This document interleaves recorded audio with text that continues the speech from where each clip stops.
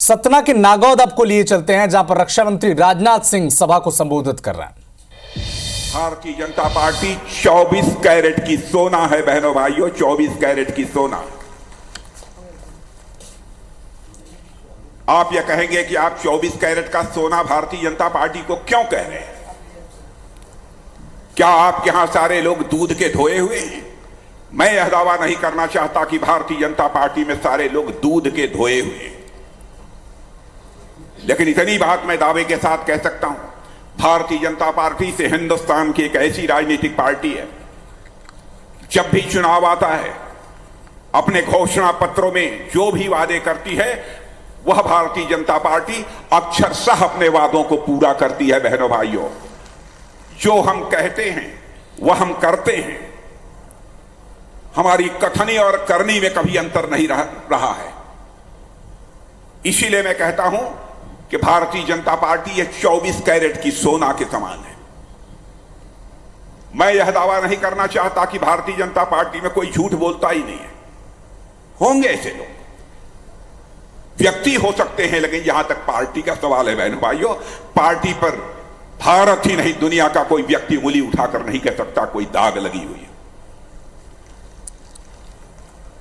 Congress party को तो मैं कहता हूं अब यह जंग लगा हुआ लोहा है।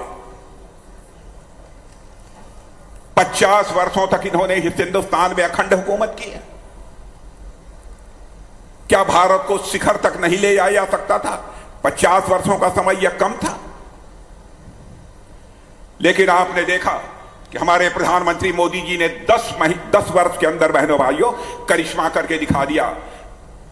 कोई माने या ना माने, सारी दुनिया मानती है कि 10 वर्षों के अंदर भारत का कद सारी दुनिया में ऊंचा हुआ है।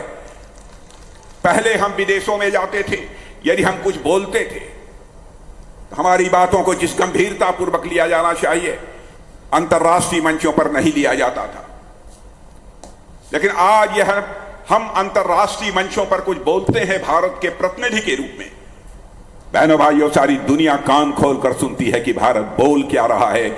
यह भारत की हैसियत सारी दुनिया में बनी है। 50 वर्षों के शासनकाल में यह कांग्रेस पार्टी नहीं कर पाई, उसको करके हम लोगों ने दिखाया है। हम ऐसी राजनीतिक पार्टी हैं, भारत का विकास भी करना चाहते हैं, लेकिन भारत की विरासत को भी हम सुरक्षित रखना चाहते हैं। आप यह कहेंगे कि विरासत को कैसे सुरक्षित करेंगे आप? मैं बहुत सारे मंदिरों का, बहुत सारे पुरातत्वशेष, उनके जीर्णोद्धार का, उनके उत्थान का जो काम किया है उसकी बहुत विस्तार में जाकर यहां पर चर्चा नहीं करूंगा। मध्य प्रदेश में स्थित बाबा महाकाल की नगरी की यहां पर मैं चर्चा करना चाहूंगा। कभी पूरी दुनिया के लिए काल गणना का, समय की गणना का केंद्र कोई नगरी हुआ करती थी तो बाबा महाकाल की नगरी हुआ करती थी। इसके महत्व को कांग्रेस की सरकारों ने भुला दिया। मोदी जी की प्रेरणा से पहली बार ऐसा हुआ है कि पहली विक्रमादित्य घड़ी फिर से महाकाल की नगरी में स्थापित हुई है। बहनों भाइयों, यह भारत की समृद्ध विरासत की याद दिलाता है। वहीं यह उस कालचक्र का भी साक्षी बनेगा जो भारत को विकसित भारत बनाएगा। इसलिए मैं कह रहा हूं, हम विकास भी करते हैं और साथ ही साथ अपनी विरासत को भी हम सुरक्षित रखते हैं। और ऐसी सरकार के ऊपर कांग्रेस के लोग तरह तरह के आरोप लगाते हैं। 10 वर्षों तक हम लोगों ने सरकार चलाई है, भारत ही नहीं दुनिया का कोई व्यक्ति उंगली उठाकर नहीं कह पाया कि हमारी सरकार पर एक भी कोई भ्रष्टाचार का आरोप लगा हो। मैं दावे के साथ कहता हूं, जितने भी हिंदुस्तान में कांग्रेस की सरकारें रही हैं सबके ऊपर कभी न कभी भ्रष्टाचार का आरोप लगा है। यहां तक कि कांग्रेस के मंत्रियों को जेल की हवा खानी पड़ी है बहनों भाइयों, लेकिन यही कांग्रेस के लोग संसद में बैठे रहते हैं। एक भी आरोप हमारी सरकार के ऊपर चस्पा नहीं कर पाए। यह है हमारी भारतीय जनता पार्टी का चरित्र। और कांग्रेस हमारी सरकार के ऊपर, मोदी जी के सरकार के ऊपर आरोप लगाती है कि यदि तीसरी बार मोदी जी प्रधानमंत्री बन गए तो भारत का लोकतंत्र खतरे में पड़ जाएगा, भारत का संविधान खतरे में पड़ जाएगा। मैं कांग्रेस के लोगों से पूछना चाहता हूं,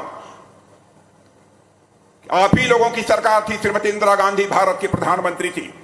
अपनी कुर्सी बचाने के लिए किस तरीके से भारत के ऊपर इमरजेंसी उन्होंने थोपी थी और लाखों की संख्या में लोगों को, निरपराध लोगों को जेल के शिक्षों के पीछे डाल दिया था।